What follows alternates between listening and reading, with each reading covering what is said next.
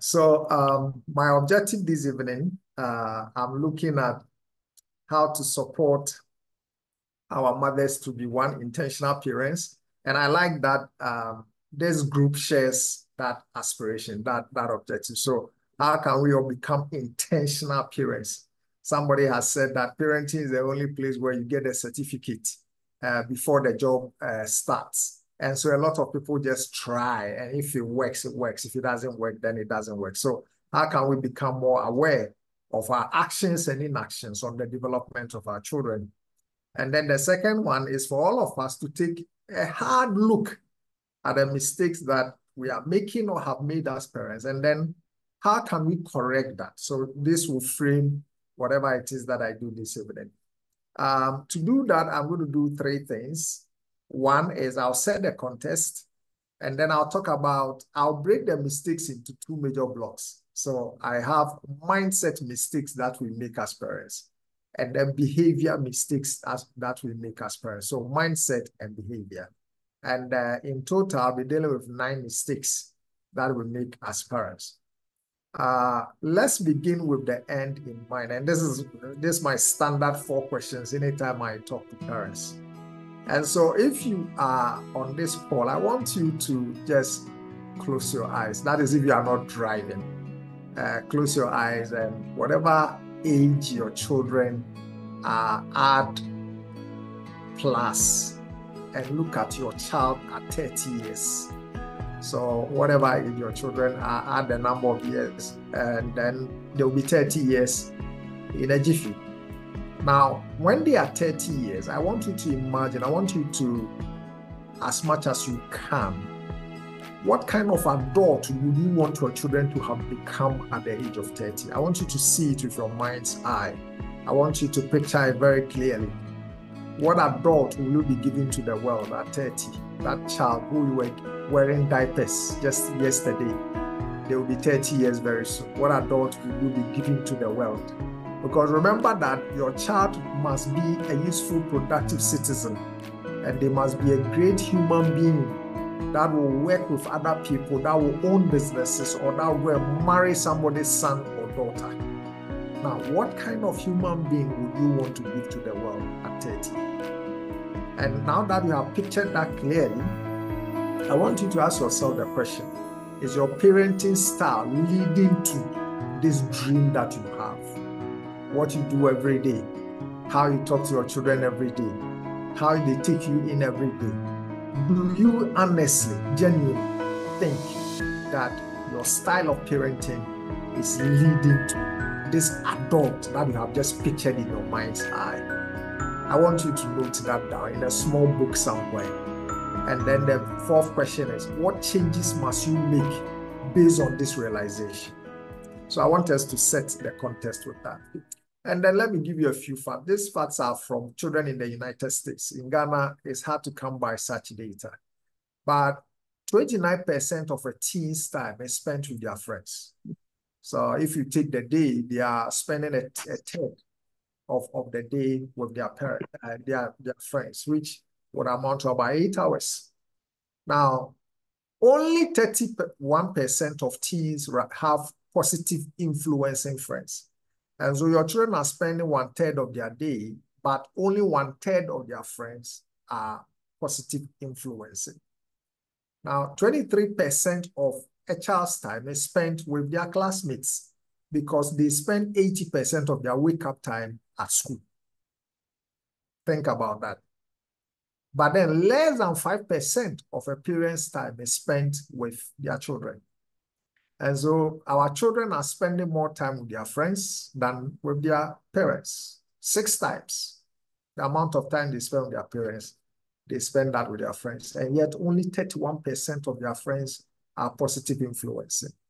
I want you to reflect on that, because you have to make some changes to how you are living with your children. All right, now let's look at the mindset mistakes that we make. There are 3 of them, mindset mistakes.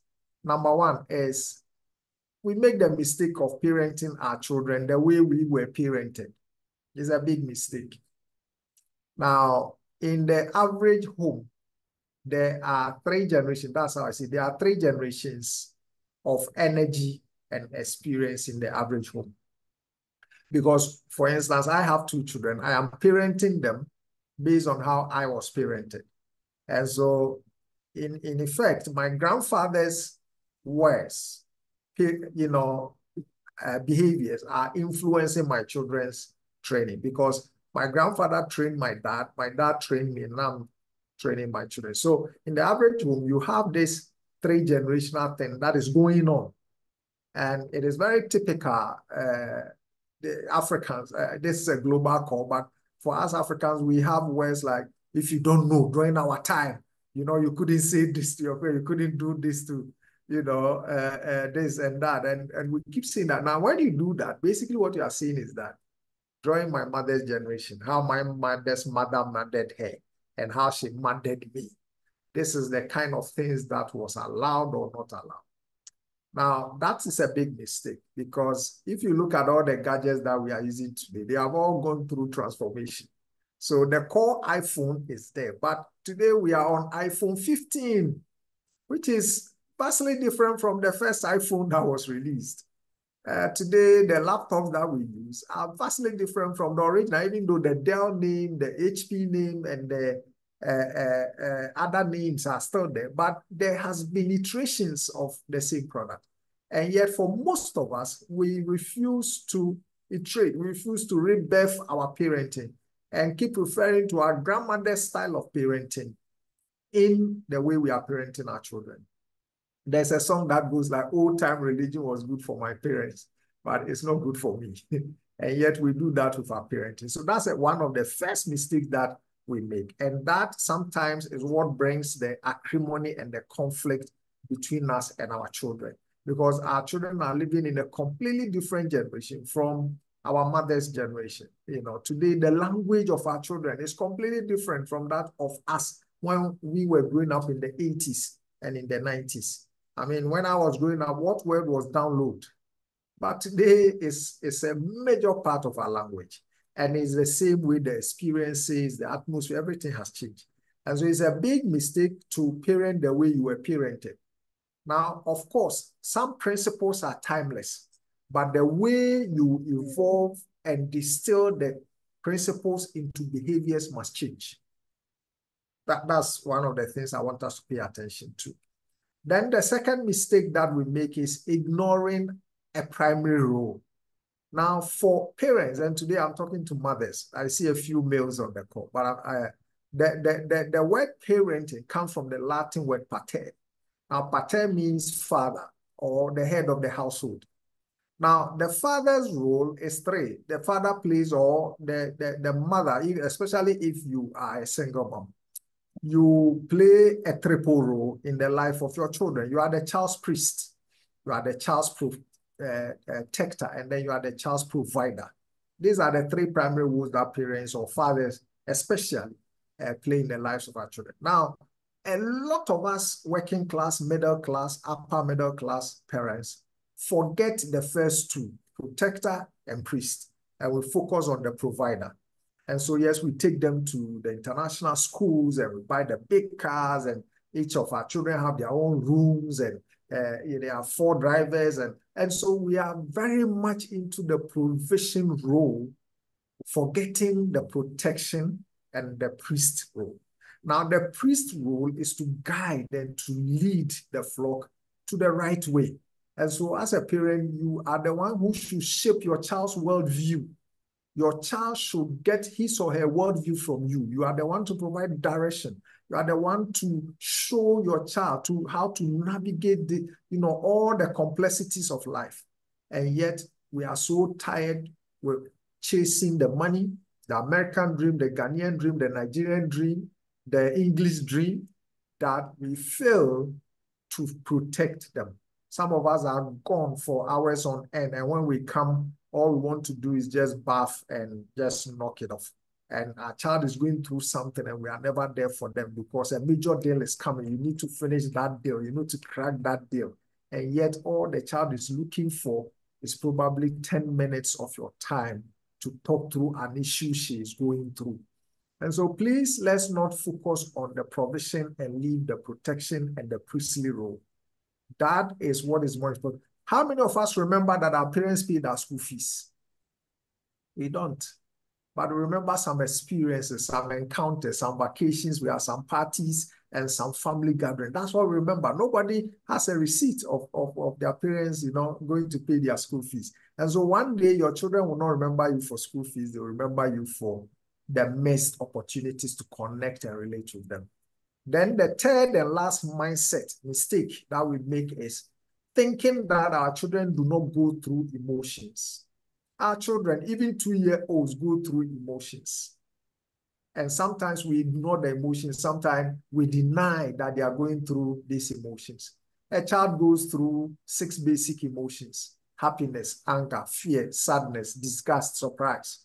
And sometimes when they are going through these emotions, we dismiss it. You are a child. What do you know about tiredness? You are a child. What do you know about sadness? But to the child and in their world, that is the biggest thing that will happen to them. I mean, your daughter has come home. She's going through something with her friends. They are no longer talking to her. And get off. When we are talking about big things, you say your friends are what? Your friends are this and so what? And so we deny them of that emotion. But in their world, that is a major thing. Their world is crashing. And yet we say, oh, bugger off. And so when we do this over time, our children begins to check themselves whether the emotions they are going through are real. Repeatedly, adults are denying that what they are going through is real. And so when you deny a child of their emotions, especially when they are young, they begin to check themselves. The other day I was angry. Mommy said a child can be angry. So what I'm going through, what is it? And that is going on in their mind. They won't verbalize it, but it's going on in their minds. And a lot of people grew up then with unresolved trauma because there were some things that happened and we never, paid attention to those things. So that the third one, mindset, is thinking that our children do not go through emotions. So these are the 3 mindset mistakes that we make. Number 1 is parenting the way we were parented. Number 2 is ignoring one of our primary roles as parents or mothers in the life of our children. And then the third one is thinking our children do not go through emotions.